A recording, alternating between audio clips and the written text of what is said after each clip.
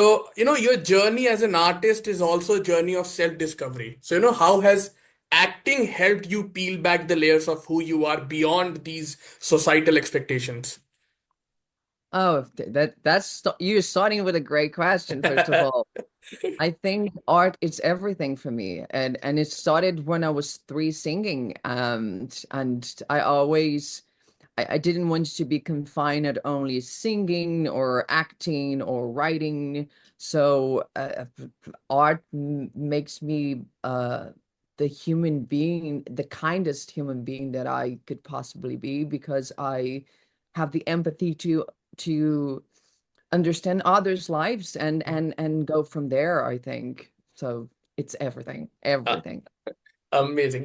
Like many actors, speak about the transformative nature of rehearsal. So, do you find freedom in the exploration of a character? Or does that sense of discovery mirror your own self-evolution?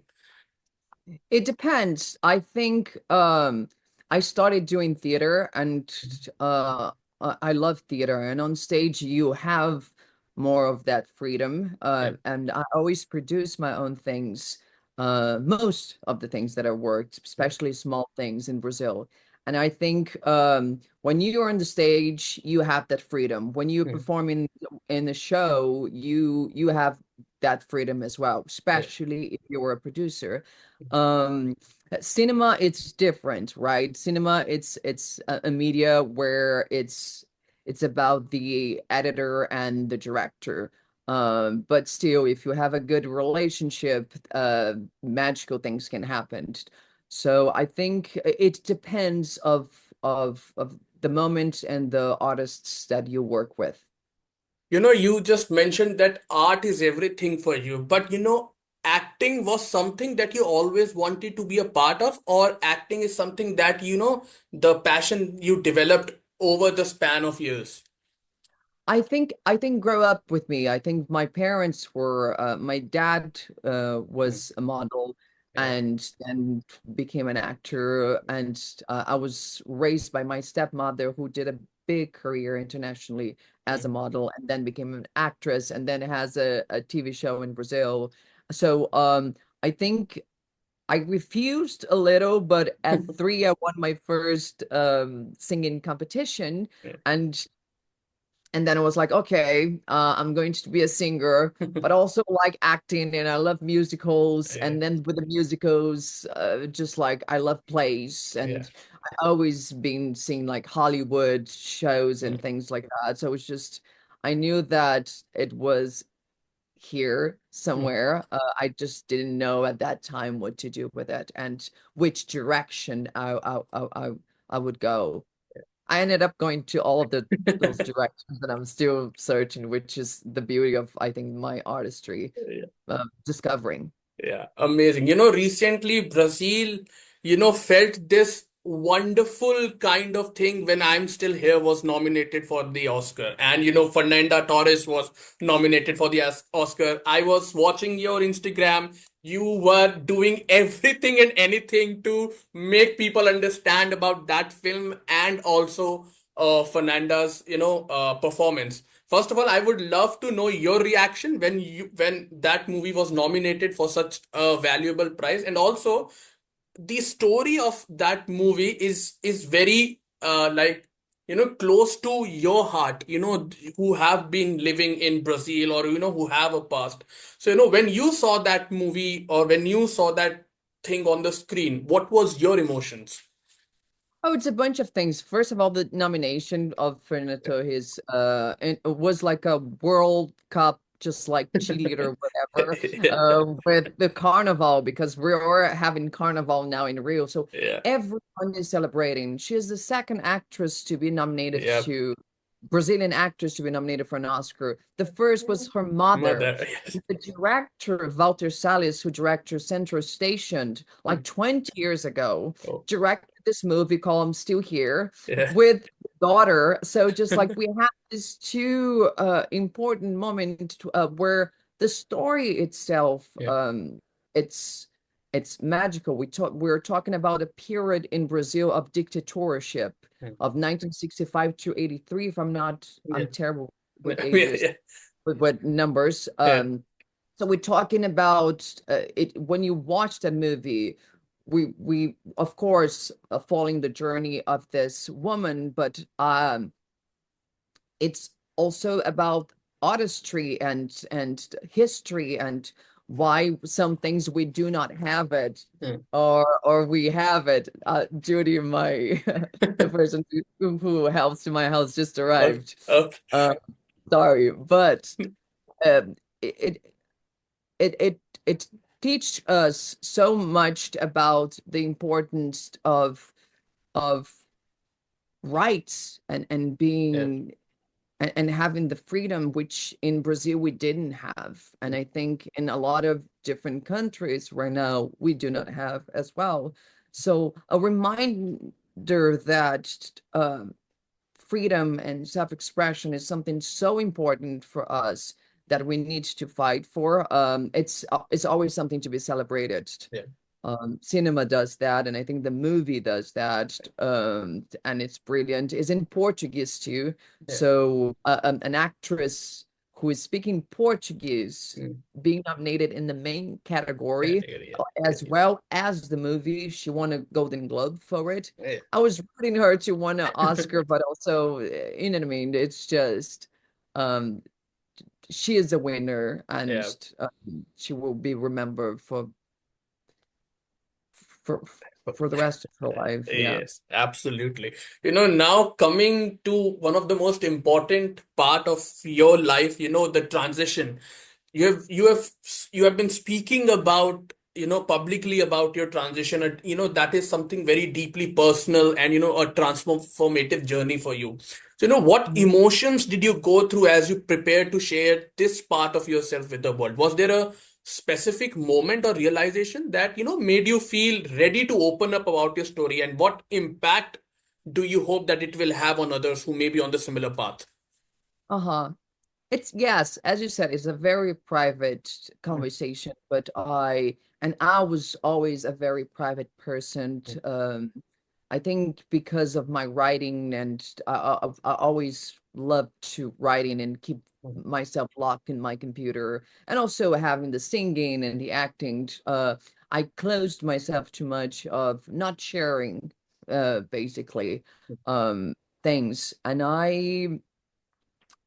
my name is Darwin because of the evolution. I believe that we have the freedom to evolve and to grow and to be the best versions of ourselves. I knew that I need stability, financial instability to to do my transition, and I knew that I have goals in life. I'm very organized with things, so I knew that I wanted to move to America with 18. I knew that I wanted to own a place before my 30s, and I knew that once I have that stability, um I want to become a better version of myself. Yeah. And but for that, I have to stop for 2 years to pass for all the process of doctors and transitions, and it's and I wanted to do it privately because unfortunately, neither in Brazil or in America, the health system, even though here is much better, still complicated. And we're seeing that right now with the politics, how things shift so easy. So didn't want to keep waiting for a system to allow me to be who I am. And that's how everything started. It's very recent. Now I'm getting back from the surgeries and starting to go back to writing and acting and singing. So with all that said, I can tell you that I'm never been happier and stronger in my life to still have the freedom of being myself. Amazing. Your story is about more than just career successes. It's all about, self-discovery and freedom. So, were there any personal or professional risks you had to take in order to fully embrace and express your identity? I think there's always a risk to everything. I'm already besides being a trans woman, Hmm. besides being a woman, I am Brazilian. Yeah. I am a foreigner in this country, and I've always been, and I'm proud of it. I'm proud of my roots, and I that's what I think as an artist, I have something to give to the world that I'm living right now. Yes, there's always challenges. Even in Brazil, when I was an actress or singer or producing in Brazil, there are challenges. It's a wild and beautiful but very complicated industry, and would not be different here. I think that the secret and the hope that I think I carried with me is that, um, and I discovered later in life, being happy and proud of myself and my journey helps my artistry so much that independent of the difficulties, Hmm. I am having a great life. Now, I was reading your articles, the ones that you wrote and the interviews that you do. Your words always capture the deep fear and resilience that come with, existing in a world where, I mean, powerful figures actively deny and erase identities. When you saw the applause for Trump's statement or, recalled Bolsonaro's rhetoric, what was that immediate emotional and psychological impact on you? So, and how do you personally navigate the, exhaustion of constantly having to assert your existence in the face of such rhetoric? Yeah, I think it's having the support of friends, family. Um, I think that build your tribe in your community, and having people that remind you Yeah, how special you are, and I think it's just the reaction was, okay, it's terrible, right? yeah, Like, what can we talk about that is just people denying who you are, and it's just it's such a crazy thing that I don't even like to talk about, because it's just given more and more to those people. I am here and I'm happy, and I am, as I said, never been as strong as I can, and that's why I'm open myself a little more to talk about this very intimate things like transition and all of that, because I hope people have a little more empathy and understanding. It's just about being on the table and yeah, being there. I don't need to talk much about it. yeah, I just having the opportunities to be there, to know that your friend knows a trans person, or and that it is. I didn't have many trans friends growing up, and I didn't have much friends at all, because I was very closed and dealing with my own issues and working like an alcoholic, sorry to use that expression, for since a very young age.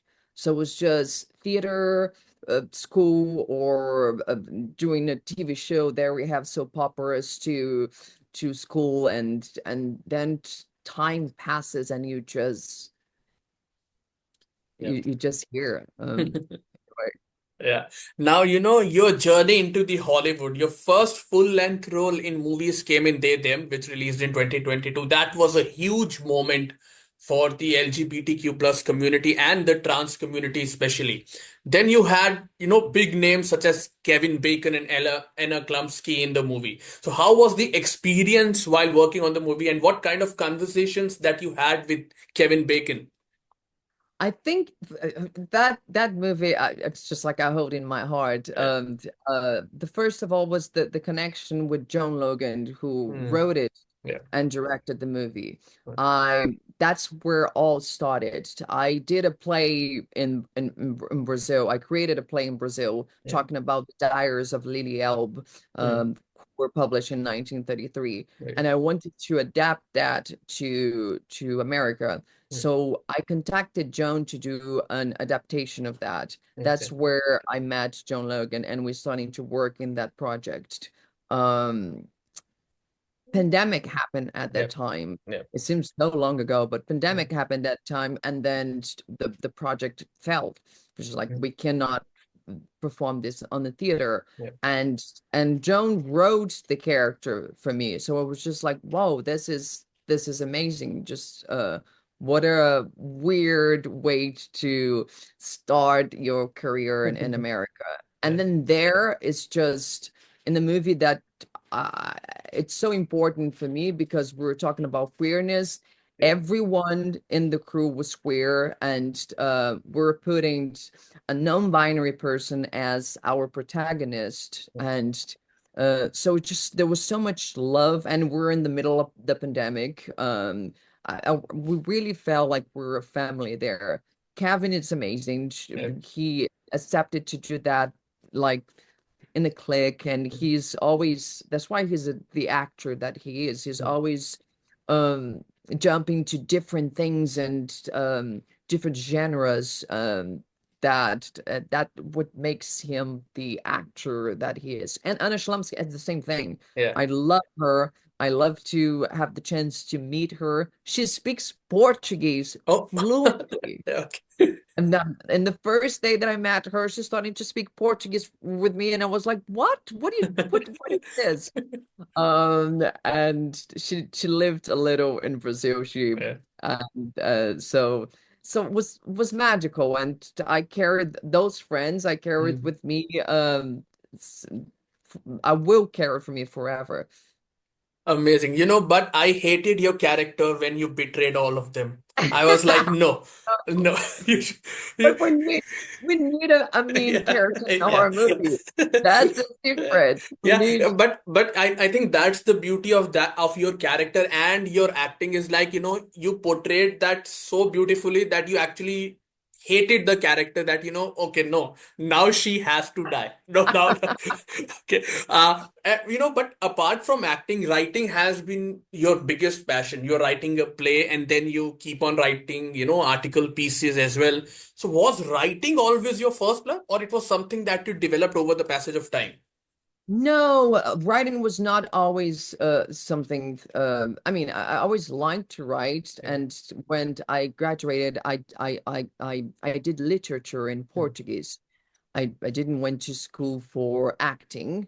because I was acting and singing since I was 12, Mhm. basically. Okay. Um, so I graduated in literature, Mm. Portuguese literature Yeah. in Brazil. There was a little of English, um but I really chose to know my country and Oh, know yeah. the roots of what Brazil was, Mm. especially because I knew that I was my goal was always coming to America. Yeah. So it's the same thing with music. I love samba Yeah. because of the discovery of that essence. Mhm.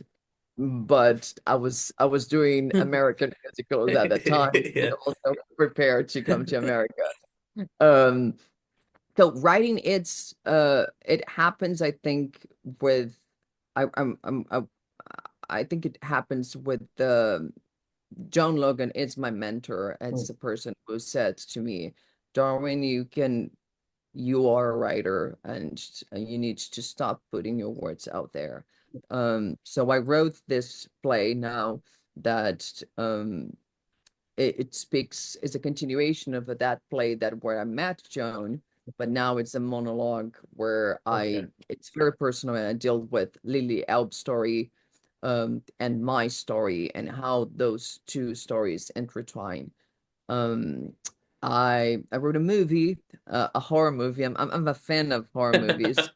And the articles where I think I'm writing these articles, these magazines are asking to for me to write these articles to have a little more of at least an understanding of one person's perspective Yeah. of this journey. Mm. Every journey is different, but if I can tell my story and people sympathize with it, why not put it there?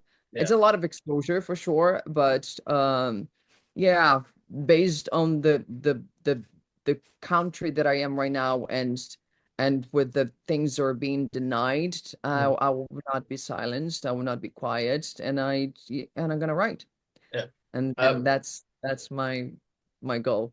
Amazing. So, the next set of questions are kind of rapid fire questions. So, it will tell the readers more about you. So, Okay. your top three films of all time. That's a terrible question. You cannot. I watch like a movie every day. Yeah. My top three movies. Yeah. Oh, um, okay. I'm going to be very simple here, Yeah. Okay. okay? Okay. Because we're mentioned about I'm Still Here, and I Yeah. want people going to see I'm Still Here. Yeah. It's uh, an amazing movie, and Mm. I think you should go to the cinemas right now to Yeah. watch, even though you don't understand the concept Yeah. of Brazil. I'm very proud of how they portrayed Yeah. um, the truth that Mm. some people are trying to deny of that country. Um, I love Central Stations too, which is Okay. another Walter Salles movie. Mm. And I'm a fan of big horror movies. Huh. I love horror movies in Mm. general. I love wow, I can go to like the intellectual Yeah. persona, or those movies, but I'm going to be very simple Yeah. here with When the Strangers Call. Oh I yeah. think that we need to do a revival of that Yeah. Yeah. movie. The first Dracula is just like That's uh yeah. uh amazing. I don't know. It's like I love drama. There's so many, but I'm really more intrigued about movies that teach us something, Yeah. teach us about another country, or things that go beyond the norm of Mm. what we already understand. Yeah. That's what I'm more intrigued lately.